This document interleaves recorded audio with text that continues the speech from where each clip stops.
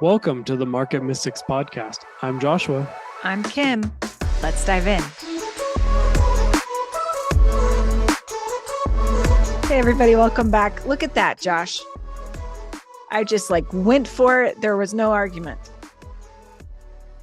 We never argue about it. We just pretty much silently look at each other. That's true. And kind of nod a little bit are you gonna say something? Somebody's gotta say something. Okay, so no, go ahead. I was just gonna say, although that is better than sometimes we do a morning meeting while I'm driving, and so we don't have our cameras on, and everybody is always stepping on the other person because we don't know. True. So either we awkwardly stare or we just talk on top of each other. That's a valid point. However, in the defense of those morning meetings, you're also driving and sometimes you're a bit delayed. Yeah.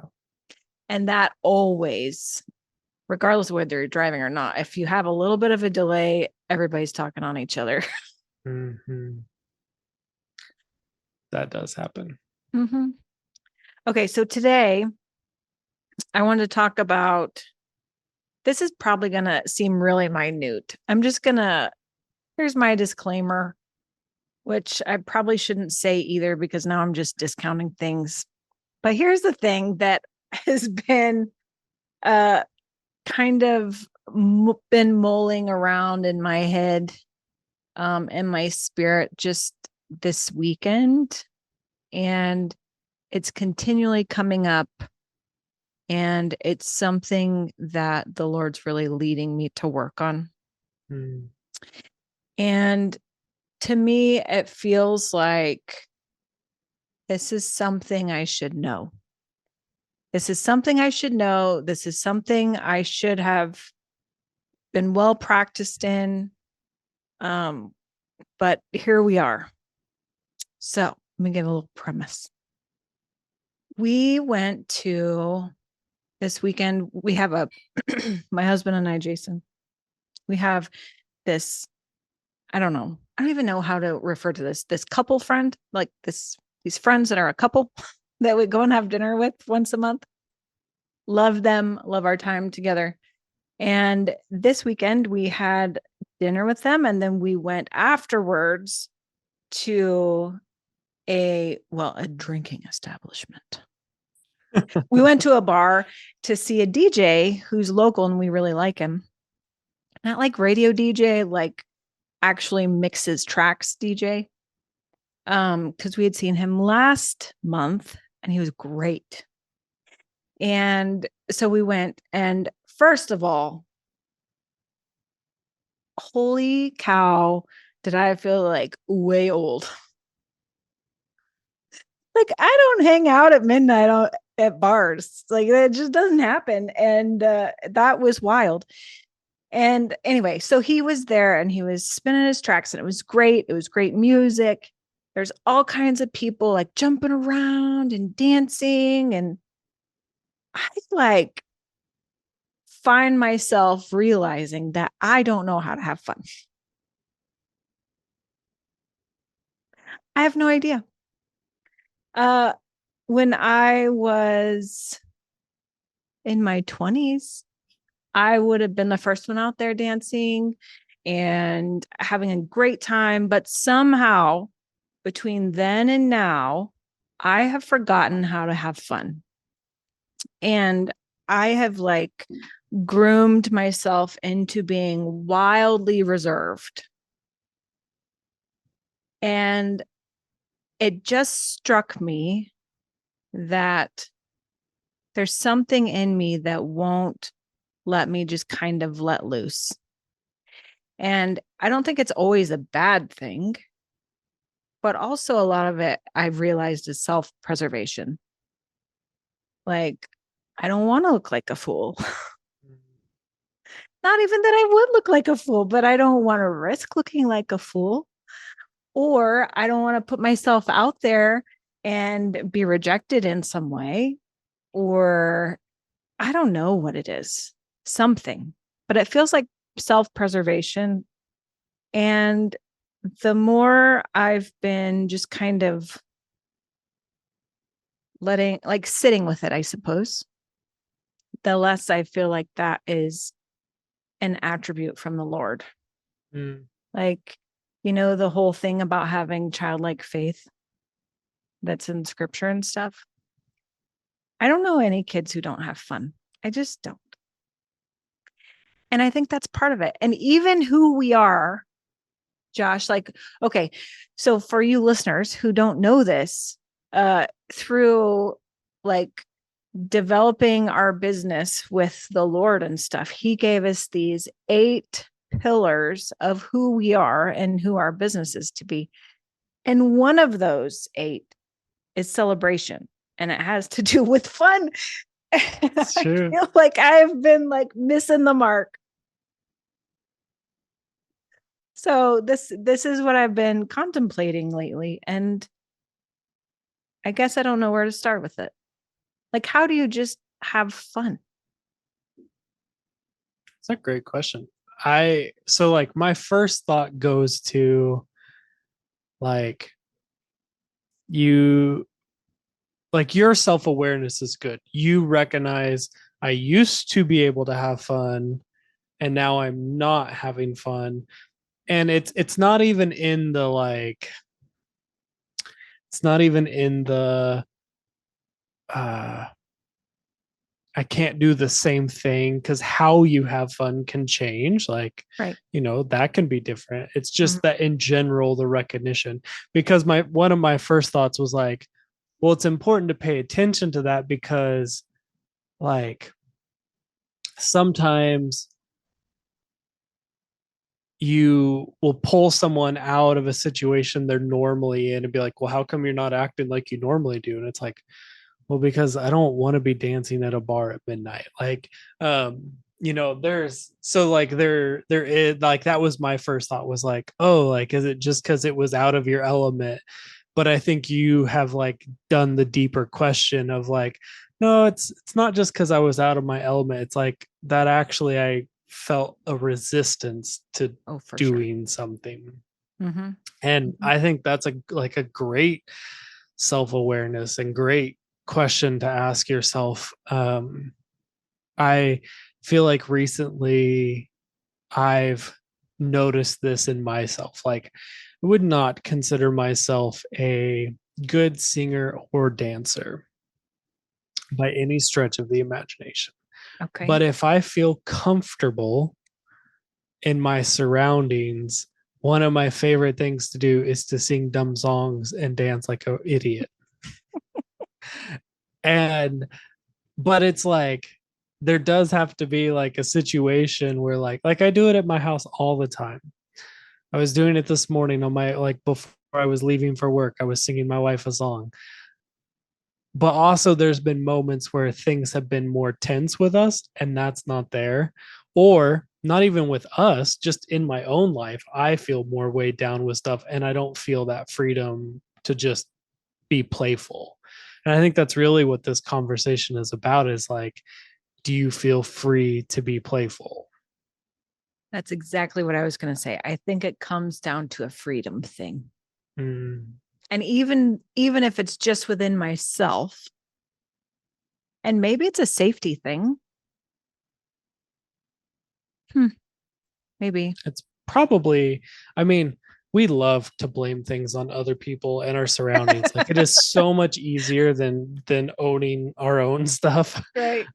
But I do really think at the height of maturity that I don't know if anyone is at, but in an ideological height of maturity, nothing anyone can say or do actually has an impact on you because you know who you are I and think you know your value.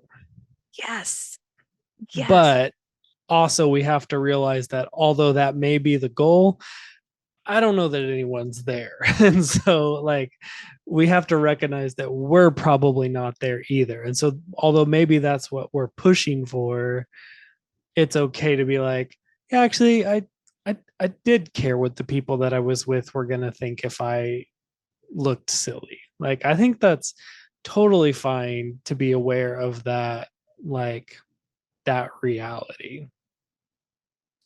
Yeah. But here's one thing that I've wondered, like, okay, you don't have to necessarily teach a kid how to play, right? Like Right. kids just innately, like, okay, we go to South Africa from time to time, and I remember um maybe my first trip there, and we were doing the conference in Johannesburg, and there was uh or Midrand, like it wasn't actually Sure. Johannesburg, but um uh and there was those two kids that came, Mm-hmm. and they didn't speak English.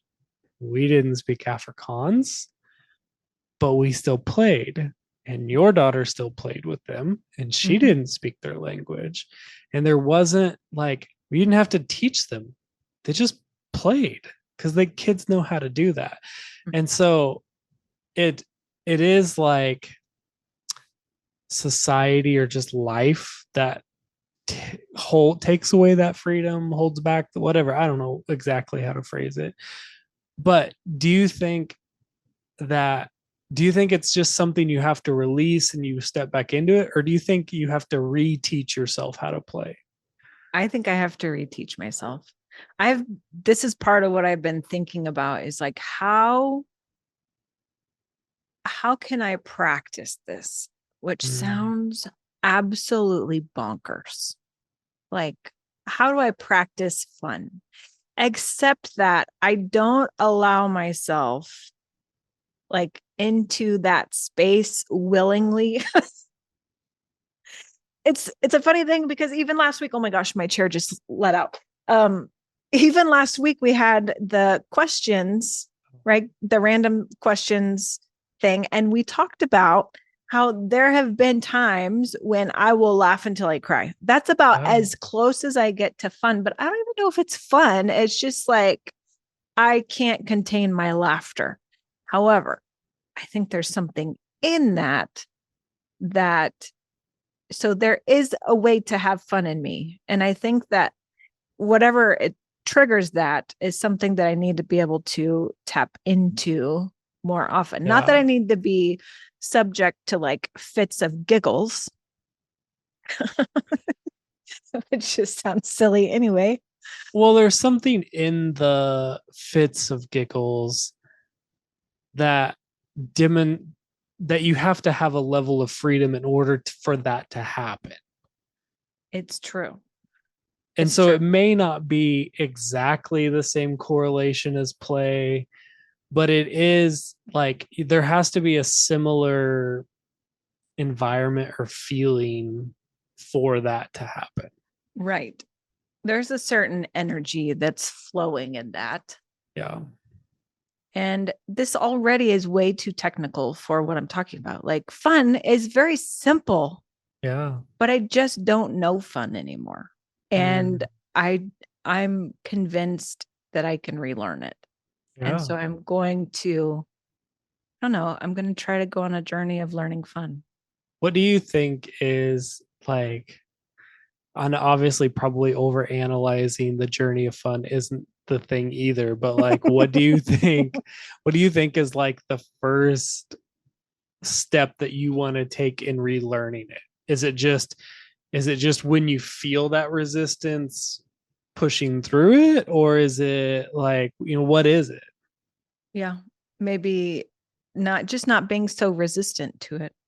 Mm, For instance, yesterday I went on a walk with Illy, my daughter. She's 7, and our dog Pretzel, who is a big, goofy golden doodle. And we walked and we went to a playground that was fenced in so I could let the dog off the leash. And it was just a bunch of playground equipment. And my dog was trying to play on like the equipment with Illy.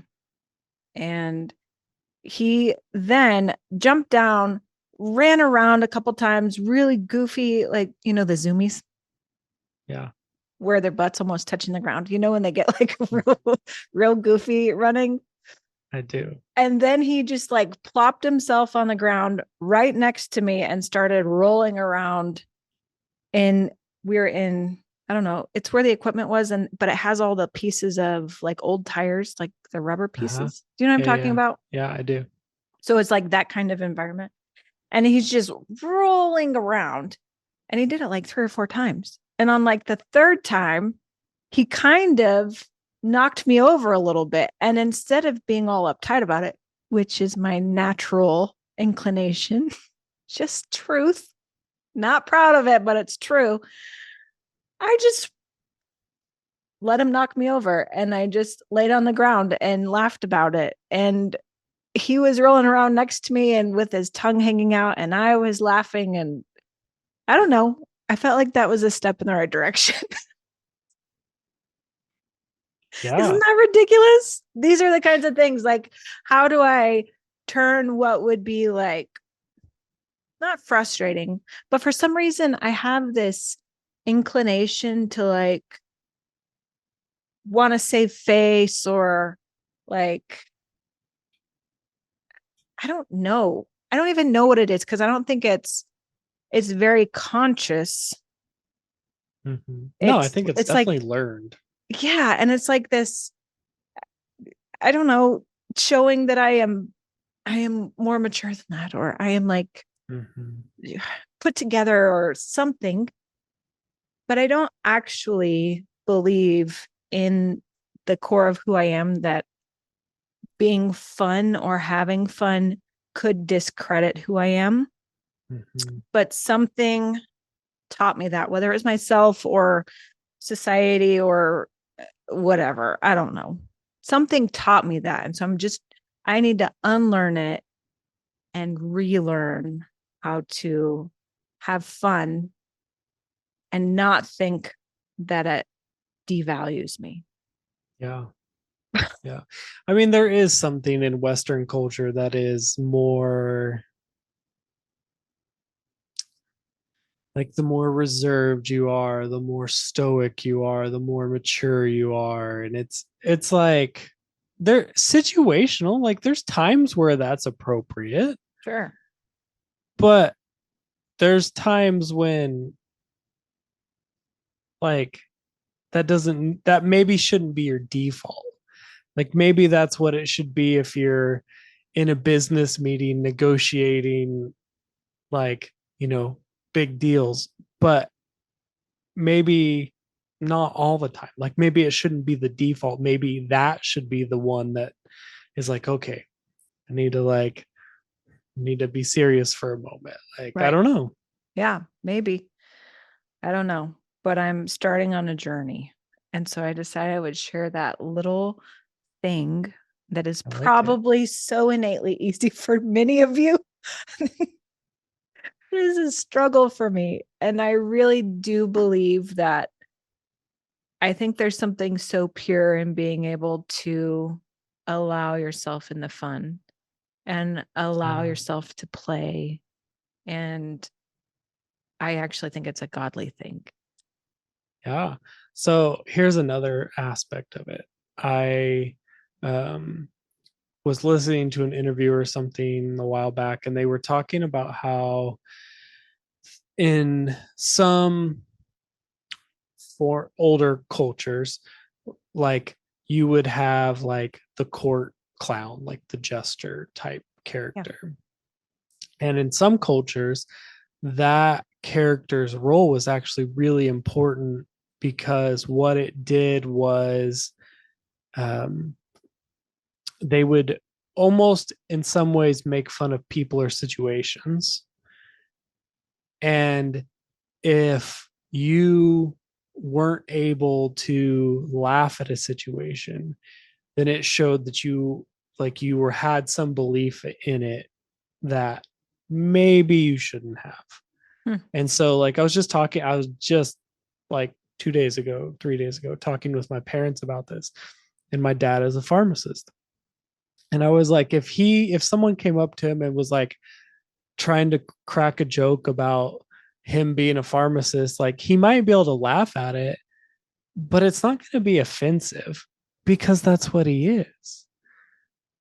But if you start getting offended at somebody cracking a joke, then maybe you hold a belief about it that is a little too serious in it, or you're like, maybe you're faking who you are or something like that. And Like part of I, imposter syndrome. yeah, like if you can't allow a joke to be made, then like, is it because you're trying so hard to hold that belief? Yeah. And I just remember, like, I just was having a conversation with my parents about this because I was like, that's like, that just really struck me as something that was fascinating. I didn't do any research. I have no idea if it's true. Could have been a totally made up story, but it sounds good. The principle of it right now is ringing true. I'll say Yeah, that. right. And I just think, like, as you're learning to have fun, like, that can be a metric of like, are you can you make a joke about yourself or a situation, and not in a self-deprecating way where you're defensive about it, but like genuinely like, that's funny. Like, okay, another good example. I Bree told me this story when we were dating about how she was working on her identity and some things she was processing, and instead of being upset when she would like have a blonde moment or forget about something, she would just say, huh, I'm really cute. Like, that's funny. I can't believe I forgot about that. That's funny. And like, laugh about it in a genuine way. And like, I was like, that's really powerful. Like, that's what we're talking about. That is reteaching yourself to have fun. Yeah. Yeah. It's true. I don't know. So, Josh, do you know how to fun? How do you know how to have fun? I don't even know how to speak. I think I'm really good at having fun in small groups. I struggle having fun in public or with larger groups of people. Yeah. Yeah. I feel that way. Like when we get our friend group together, Mm. I feel like that's fun. Yeah. We play games, we make stupid jokes, we eat food. Like it's lighthearted and I feel like it's fun. Yeah.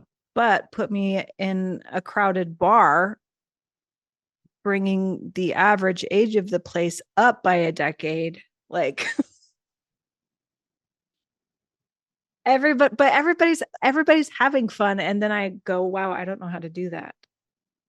And that was the thing that was like, how do I not? I've done this before. It's not like, okay, listen, I went to college. I did the wild things. It's not like I've never known how to be fun or have fun. Yeah. It's like I felt like I had to turn it off or something. And so I Mm, did, and thus forgot how to do it. Isn't that funny? Like even the whole dancing thing, it's an interesting thing. I grew up dancing like, like actually knowing how to dance, not like a two step or something, but I was in ballet and I was in tap and I was in jazz and all through school. I was in it recreationally. I was in it like on the teams in school. Even in college, I was in ballet, like just like I know how to dance. It's not like yeah. there's some embarrassing, I don't do like the Elaine Bennis, you know, but still I'm like, oh no, not doing that. Yeah. I no, I think this is a great conversation, and I love the self-awareness to like have the conversation to Mm, recognize like, oh, like what changed? Like, yeah, because I think that's a big thing that maybe a lot of people don't think about. Like, you know, do you remember how to play? yeah, it's a wild thing. This is my plan. So, can I tell you my plan? Let's hear it. And I'm basing this off of my experience with my faith. So when I was saved when I was a teenager, but it was really in like my mid 20s that I really like decided I wanted to go after God.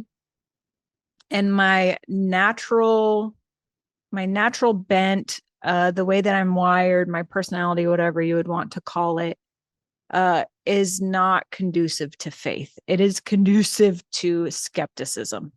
Mm, And so I decided, I was like, I'm doing this. I do believe that it's true, but I need to convince myself that I believe, which sounds very crazy.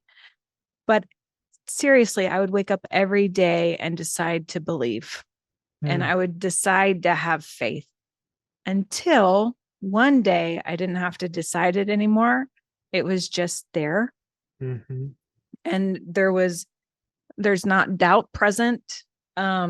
But I like had to make it a practice of having faith when I know that some people it comes very naturally for them. And I admire that a lot. But for me, it wasn't. And I knew what I believed to be true. I just needed my whole being to be settled in it, you know? mm, And so I plan to approach the fun thing in a similar way. So I'm intentionally trying to embrace something fun every day. And I don't know what that's going to look like. I have no idea what that's going to look like, but I rolled around on the ground with my dog yesterday. it's You might get a amazing. bunch of comments saying how terrible that is or like whatever. But you know what? I let loose and I did something. I think it's great. And now you have family dinner, then you have another opportunity to be playful. True. I don't know. I don't know how to have fun at a family dinner. It's good practice. I might shoot my straw paper There you go. I love it. at someone. Shoot Maybe it at that's your husband. It'll maybe be that's what like I'll it'll do. be such a like unexpected thing. That's funny. We'll see. We'll see how I can do fun today and then tomorrow. So maybe I'll give an update at some point.